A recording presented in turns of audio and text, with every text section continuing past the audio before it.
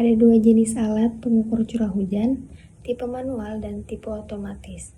Di sini kami akan membahas satu persatu alat pengukur curah hujan dan cara kerjanya.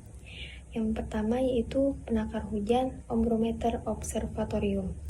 Tipe observatorium adalah alat penakar hujan manual yang menggunakan gelas ukur untuk mengukur curah hujan. Alat ini banyak digunakan di Indonesia dan menjadi alat standar. Sebuah ombrometer observatorium, data yang didapatkan bisa mewakili luas area datar sampai radius 5 km. Ombrometer observatorium ini memiliki beberapa kelebihan. Yang pertama yaitu mudah dipasang, yang kedua gampang dioperasikan, yang ketiga pemeliharaan relatif mudah. Tapi ada juga kekurangannya. Yang pertama yaitu data yang didapat merupakan jumlah curah hujan selama periode 24 jam saja. Yang kedua, resiko kerusakan gelas ukur. Yang ketiga, kemungkinan kesalahan pembacaan saat membaca permukaan dari tinggi air di gelas ukur yang akan menyebabkan hasilnya berbeda. Prinsip kerja dari alat ini yaitu yang pertama, ketika hujan turun, air akan masuk ke dalam corong penakar. Yang kedua, air lalu dialirkan ke tabung penampung.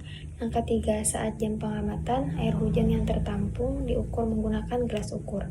Yang keempat, jika air hujan yang ditampung melebihi kapasitas gelas ukur, maka pengukuran dilakukan beberapa kali sampai air di tampungan terukur semua. Jika air hujan yang tertampung dan diukur kurang dari 0,25 mm, maka itu tidak dianggap sebagai air hujan.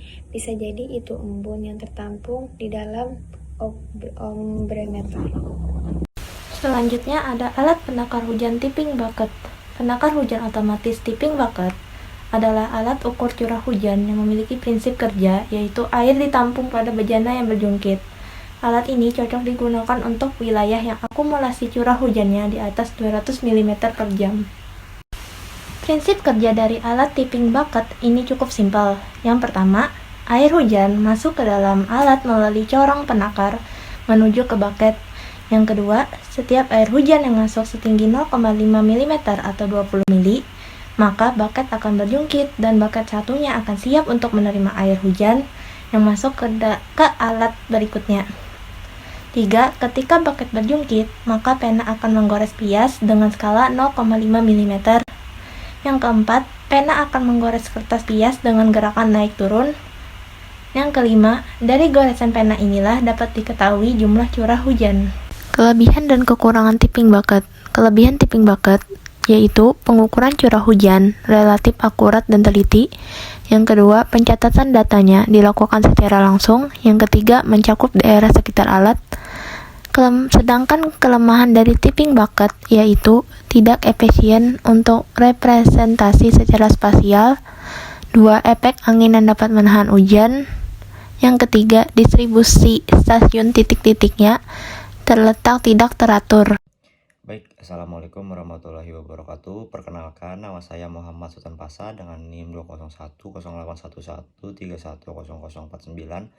Di sini saya akan menjelaskan sedikit mengenai penakar hujan berjenis Hellman.